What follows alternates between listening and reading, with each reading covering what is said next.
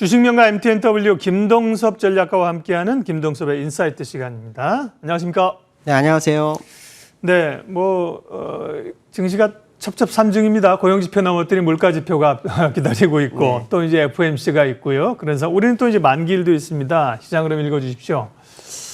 일단 이번 그러니까 지난주에는 고용지표가 굉장히 중요했죠. 고용지표에서 이제 ADP 민간 고용이 중요하다. 사실은 그 미국에서는 이 ADP 민간 고용이 확실치 않은 거죠.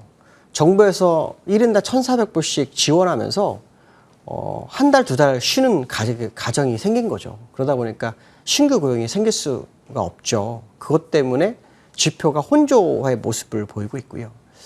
이번에는 이제 소비자 물가 지수가 꽤 많이 나오는 걸로 지금 알고 있거든요. 이제 이게 어떤 식으로 다가오는지 또 시장을 봐야 되겠죠.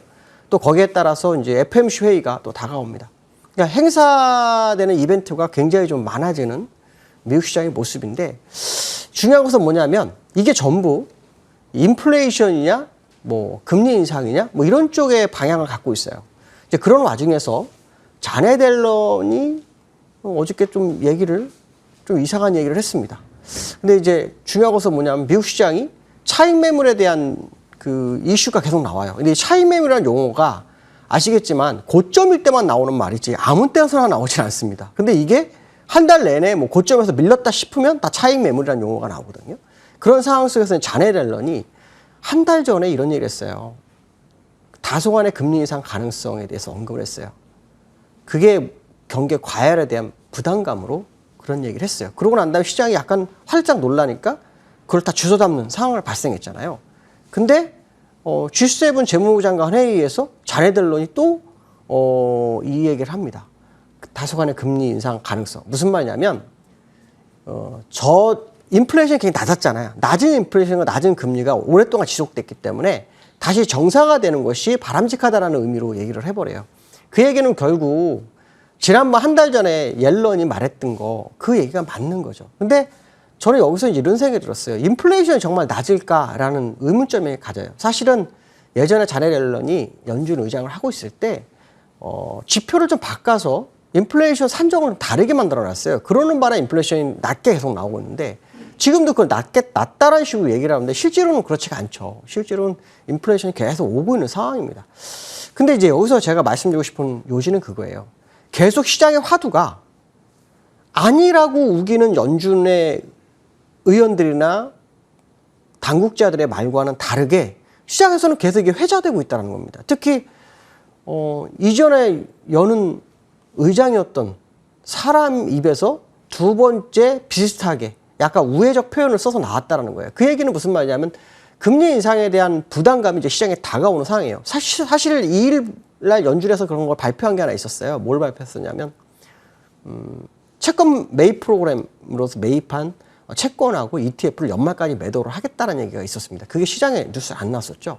그러니까 지금 실제로 보이지 않게 테이퍼링을 진행하면서 립서비스로 시장을 누르는 그 정도 상황이에요. 그 상황 속에서 아까 말씀하신 소비자 물가 지수가 이제 시장에 나올 수 있는 상황이 됐고 그게 어떻게 나오느냐에 따라서 FOMC 회의가 또 달라질 수 있죠. 고용에 따라서 FOMC 회의 때 이번에 테이퍼링 논의가 없을 수도 있다 이런 식으로 갔지만 소비자 물가에서 다시 높아져 버리면 얘기는 달라지죠. 왜냐하면 고용이라는 것은 의도적으로 안 낼 수밖에 없는 상황이 됐어요. 정부의 돈을 지급해서 쉴 수밖에 없는 상황이 됐다는 거죠. 그들이 이제 쉬고 난 다음에 다시 나오겠죠. 그러니까 지난번에 제가 말씀드린 것처럼 이번 달보다는 다음 달에 ADP 민간 고용이 중요할 거다. 적어도 지불된 금액이 3인 가구, 4인 가구로 따진다 그러면 한 달에서 맥스 2달까지 쉴 수 있다라고 판단한다 그러면 이제 돌아오는 달, 그러니까 6월에 고용 지표가 7월에 초에 나오잖아요. 이제 그게 정말 시장에 중요할 거다라는 생각을 해봐야 될 것 같습니다. 기술적으로 좀 미국 시장을 보면 못 넘어가죠. 계속 제자리에 있습니다. 제자리에서의 움직임이 연출되고 있어요. 지금 보시면 여기서도 이렇게 음봉 나왔다, 양봉 나왔다, 다시 또 음봉이 나오잖아요. 그러니까 한 번에 쭉 뻗어가지를 못하는 게 현재 미국 시장의 모습이에요. 이게 왜 이런 현상이 나타날까? 이게 만약에 뚫린다 그러면 정말 많이 갈 겁니다. 근데 뚫리지 못한다는 것은 시장에 부담감이 있다는 것을 의외적으로 표현을 하고 있는 거예요. 그 의미가 뭘까요? 그게 바로 지금 이 금리 인상에 대한 시그널. 실제로 한경연 한국경제연구원에서는 금리 인상이 빨라질 수 있다는 얘기를 합니다. 이제 그게 빨라졌을 때 우리나라가 그걸 따라가게 됐고, 그게 따라가게 된다면은 가계별로 부담되는 금액이 한 250만 원 정도가 더 늘어날 거다. 이 얘기가 어저께 뉴스에 나왔거든요. 그게 근데 이게 문제는 뭐냐면 이제 미국은 금리 인상은 늦게 가더라도 테이퍼링이 진행할 거예요. 그 사이에 우리나라가 아마 뭔가 진행할 수 있는 소지가 크기 때문에 미국에서 자꾸 차익 매물 이 용어라는 자체의 의미가 굉장히 크다. 물론 차익 매물로 인해서 주가가 많이 빠지진 않았어요. 그러나 그 표현 자체는 시장에 대한 부담감을 누군가는 갖기 시작했다. 뭐 그런 생각을 해봐야 될 것 같습니다. 자, 두 번째로는요. 사실은 이제 옵션 선물 만기가 이번에 다가오고 있어요. 근데 여기에는 제 포지션이 다 나오질 않는데 포지션을 보니까 재미난 게 뭐냐면 기관은 콜매도 풋매수 쪽으로 방향을 좀 선회했고 개인은 양매도를 잡았고요. 그 다음에 외국인은 양매수 상태예요. 그래서 기관 쪽으로 방향을 가느냐 아니면 양매도 쪽으로 가느냐 양매수 쪽으로 가느냐 이게 부분이에요. 그럼 여기서 양매도 쪽은 빼버리면 사실은 지금 변동성 장이 위쪽이나 아래쪽에 나올 수밖에 없는 상황이 아닐까라는 생각을 해야 됩니다. 그렇다면 내일 모레가 시장에 아주 중요한 변곡이 될 수 있지 않을까. 특히 쿼드러블인 상태에서 또 하나 뭐냐면 위클리 만기가 같이 있어요. 위클리 만기가 매주 있잖아요. 그게 시장에 굉장히 변동성을 줍니다. 그러니까 이번 만기는 아마도 상당히 클 거다. 그 전에 먼저 시장의 충격을 흡수하는 상황이 나올 거냐 아니면 목요일 날 그 충격이 함께 할 거냐 이 상황을 좀 보시는 게 맞겠다. 뭐 이렇게 말씀드리고 싶고요. 자, 세 번째로는요. 코스피가 어저께 장중 최고점을 갱신합니다. 코스피가 3,252포인트. 제가 이제 3,266포인트 돌파 여부가 되게 중요합니다. 이 자리가 아주 중요합니다라는 얘기를 했어요. 근데 이게 이제 가시권에 들어왔습니다. 사실 그 3,266도 장중 고점이었지 종가상 고점은 아니었어요. 그러니까 종가상 고점으로는 지금 갱신이 진행되고 있는 그런 상황이라는 거죠. 근데 문제는 뭐냐면 이 자리가 돌파되기 위해서는 수급적인 변화가 확실하게 들어와야 돼요. 그러니까 외국인들이 7주 만에 매수 전환을 해서 시장의 분위기를 잡다가 바로 하루 만에 다시 매도로 돌변한 게 어저께였거든요. 근데 주가는 또 올랐어요. 그러니까 현재 상태는 3,266포인트가 현재 한 9포인트 정도 남아있는 상태인데 이 부분이 돌파되게 되면 솔직히 목표치에 대해서 생각을 잘 안 합니다. 지난번에 제가 얘기한 3,808포인트를 한번 얘기를 해드렸었는데 기술적으로 지금 나오질 않아요. 기술적으로 나오질 않고 있고 다만 지금 그 기관에서는 지금 시장에 대해서 상당히 강력하게 표시를 해주고 있는데요. 기술적으로 지금 현재 상태에서 좀 이해가 안 되는 게 수급적인 부분이 저는 이해가 안 돼요. 물론 이 수급이라는 것은 항상 바뀌기도 하고 시장 상황에 따라 다를 수도 있어요. 근데 제가 이제 며칠 전에도 말씀드렸지만 지금 상황이 딱 그 상황이에요. 외국인들이 여기서부터 요거 딱 매수해 줬고요. 매수는 여기서 한번 했어요. 그리고 여기서 7주 만에, 여기 7주 만에 다 올라왔으니까 매수를 했단 말이에요. 그럼 실제로 외국인은 매수한 게 별로 없어요. 전체적인 규모상의 매수가 그렇게 많지 않은 상황이에요. 거기다 이제 이번 시장에 끌어올리고 있는 기관이거든요. 기관들이 매수를 한 것도 여기서만 매수를 한 거예요. 그러면 기관들이 여기서부터 요 박스권 내에서 매도한 금액이 32조 정도가 돼요. 32조에서 산 금액이 정확하게 어저께 봤더니 2조 1,000억 정도 되더라고요.